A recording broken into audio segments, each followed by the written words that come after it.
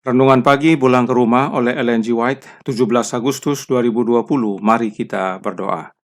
Bapa kami yang di sorga, Allah pencipta langit dan bumi, laut dan segala isinya, Allah yang maha besar, maha kuasa, sumber segalanya yang kami sembah selalu melalui anakmu yang tunggal, Yesus Kristus.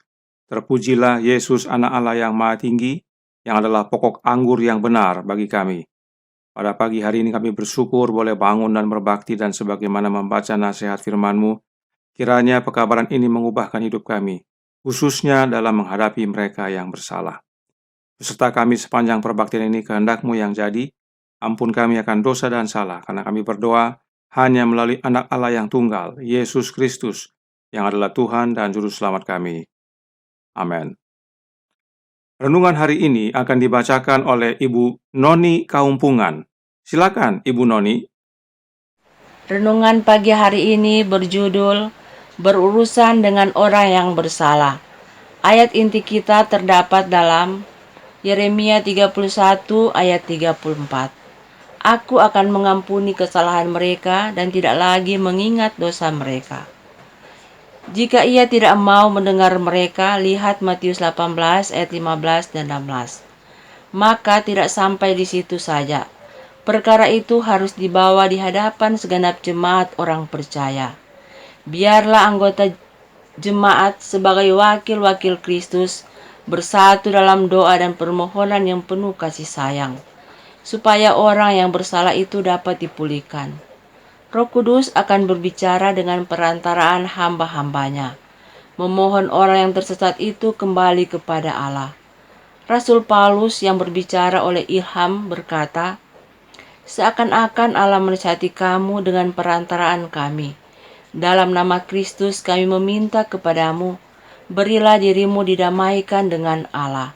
2 Korintus 5 ayat 20.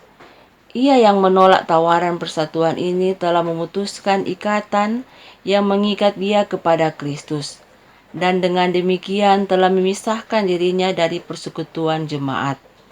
Sejak saat itu, kata Yesus, pandanglah ia sebagai seorang yang tidak mengenal Allah atau seorang pemungut cukai. Tetapi jangan hendaknya ia dianggap sudah dipisahkan dari kemurahan Allah. Jangan hendaknya ia dipandang hina atau dilalaikan oleh saudara-saudaranya yang lama, melainkan diperlakukan dengan kelemah lembutan dan belas kasihan. Sebagai salah satu domba yang hilang yang masih sedang dicari oleh Kristus untuk dibawa ke kandangnya. Petunjuk Kristus mengenai perlakuan terhadap orang yang berbuat kesalahan mengulangi bentuk yang lebih terperinci ajaran yang diberikan kepada Israel dengan perantaraan Musa. Janganlah engkau membenci saudaramu di dalam hatimu, tetapi engkau harus berterus terang menegur orang sesamamu, dan janganlah engkau mendatangkan dosa kepada dirimu karena dia. Imamat 19 ayat 17. Maksudnya, kalau seseorang melalaikan kewajiban yang diperintahkan oleh Kristus tentang berusaha memulihkan mereka yang dalam kesalahan dan dosa, maka ia mengambil bagian dalam dosa itu. Terhadap kejahatan yang sebenarnya dapat kita bendung, kita bertanggung jawab seolah-olah kita sendiri bersalah dalam perbuatan itu. Tetapi hanyalah kepada orang yang berbuat kesalahan, kita harus menunjukkan kesalahan itu. Jangan hendaknya kita menjadikannya suatu buah mulut atau kritik di antara kita sendiri. Meskipun sudah mengatakannya kepada jemaat, kita tidak boleh mengulanginya kepada orang-orang lain dengan leluasa. Suatu pengetahuan tentang kesalahan orang Kristen hanyalah menjadi batu sandungan bagi dunia yang tidak beriman, dan oleh merenungkan perkara-perkara ini dapat dirugikan diri kita sendiri, karena oleh memandang kita berubah, sementara kita berusaha memperbaiki kesalahan seorang saudara. Roh Kristus akan menuntun kita untuk melindunginya sedapat mungkin dari kritik sekalipun di pihak saudaranya sendiri, dan tambahan pula dari celaan dunia yang tidak beriman. Kita sendiri bersalah dan memerlukan belas kasihan dan pengampunan Kristus. Dan sebagaimana kita ingin diperlakukannya, Demikian juga Ia memerintahkan kita untuk memperlakukan satu dengan yang lain. Alfa dan Omega jilid 6 halaman 53 dan 55. Terima kasih atas penata layanan Ibu Noni. Tuhan Yesus memberkati. Saudaraku dalam Tuhan, dalam membaca renungan hari ini, jangan lupa pelajaran renungan kemarin, bahwa dalam mengurus kesalahpahaman di dalam jemaat, yang kita butuhkan adalah Roh Kristus. Lalu bagaimana dengan renungan hari ini yang membahas cara berurusan dengan orang yang bersalah? Nah, sehubungan dengan cara berurusan dengan orang yang bersalah, tentunya kita rindu agar dia kembali dan bertobat. Dan sehubungan dengan pertobatan, penting kita ingat kembali pelajaran dari nasihat renungan pagi di bulan Maret 2020.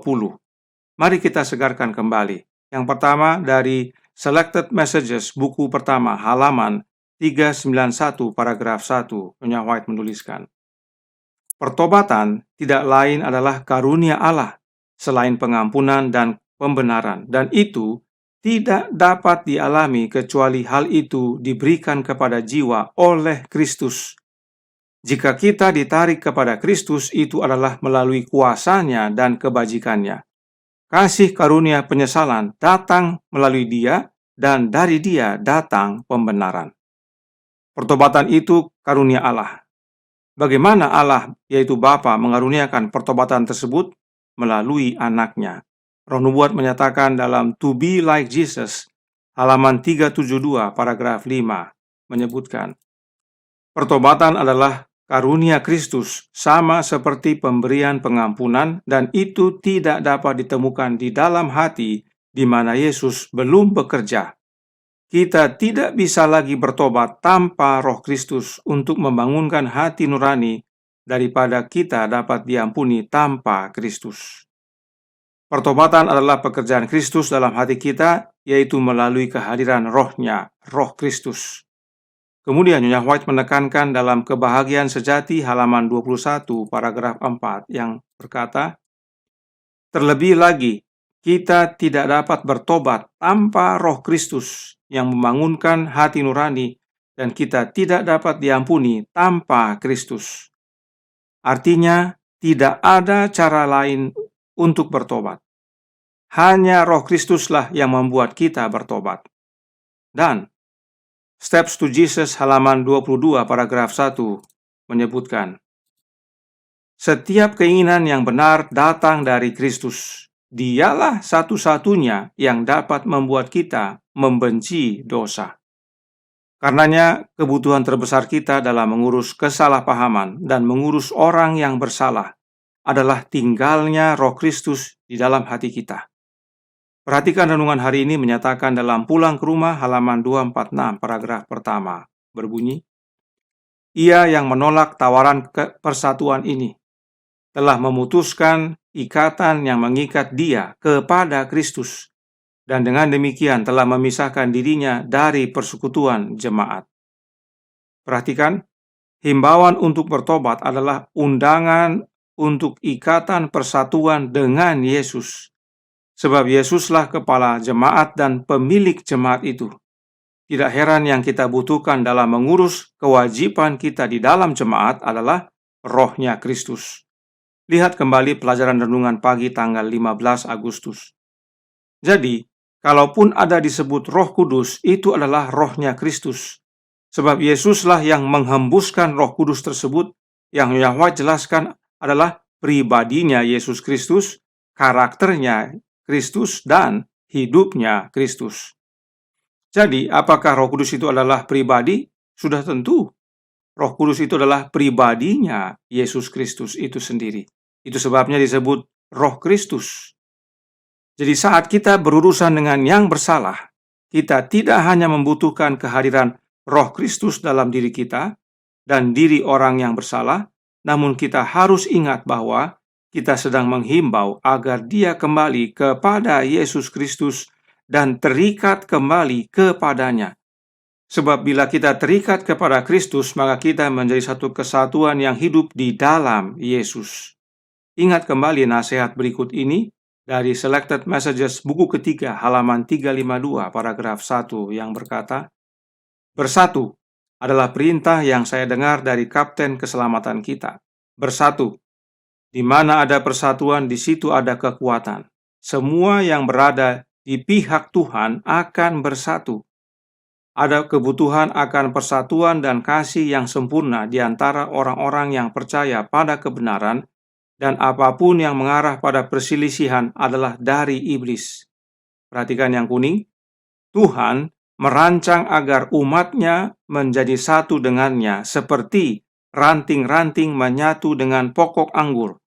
Kemudian mereka akan menjadi satu dengan yang lain. Penting untuk terhubung dengan Yesus yang adalah pokok anggur, karena dengan demikian kita tidak hanya menjadi satu dengan Yesus, tetapi kita juga menjadi satu dengan sesama kita di dalam Yesus. Yesuslah yang mempersatukan umatnya, dan inilah doa yang Yesus panjatkan kepada Bapanya dalam Yohanes pasal 17.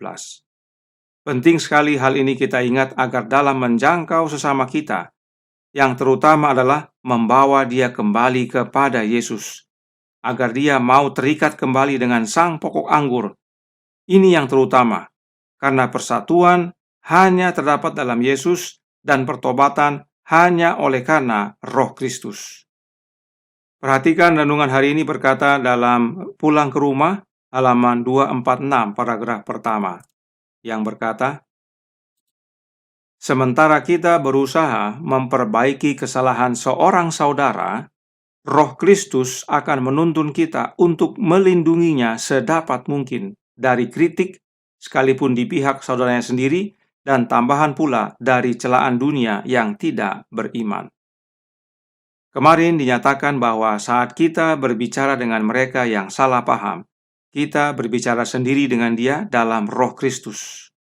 Hari ini, oleh Roh Kristus, kita juga dituntun untuk melindungi saudara kita yang bersalah tersebut. Apakah ini umumnya yang terjadi? Sayangnya tidak. Kita malah sering menceritakan kesalahannya kepada orang lain. Dan renungan hari ini katakan, itu adalah batu sandungan bagi yang tidak beriman. Karenanya, bila ada yang salah paham di jemaat, bila ada yang salah di jemaat, kita bukan menceritakan kesalahannya, tetapi minta Roh Kristus berkuasa dalam hidup kita, agar kita dapat berbicara dalam kasih Yesus kepada yang bersalah, dan agar dia mau kembali terikat kepada Yesus Kristus, sang pokok anggur, serta melindungi mereka. Inilah cara mengurus orang yang bersalah, yang alkitabiah dan sesuai nasihat Roh Nubuat. Tuhan memberkati. Saya bawa dalam nama Yesus. Amin. Mari kita berdoa. Bapa kami yang di sorga, Allah pencipta langit dan bumi, laut dan segala isinya, Allah yang maha besar, maha kuasa, sumber segalanya, yang kami sembah selalu melalui anak-Mu yang tunggal, Yesus Kristus. Terima kasih atas nasihat yang begitu baik bagi kami, agar kami menghidupkan kewajiban kami di dalam jemaat dengan benar, yaitu dengan meminta selalu kehadiran Roh Yesus dalam hidup ini. Tolong kami ya Yesus, ajari kami agar kami menjadi umat yang setia dan menjangkau sesama dengan cara yang benar. Kami serahkan hidup ini dalam tangan-Mu, kehendak-Mu yang jadi. Ampun kami akan dosa dan salah, karena kami berdoa hanya melalui Yesus Kristus, Anak Allah yang tunggal, yang adalah Tuhan dan Juru Selamat kami. Amin.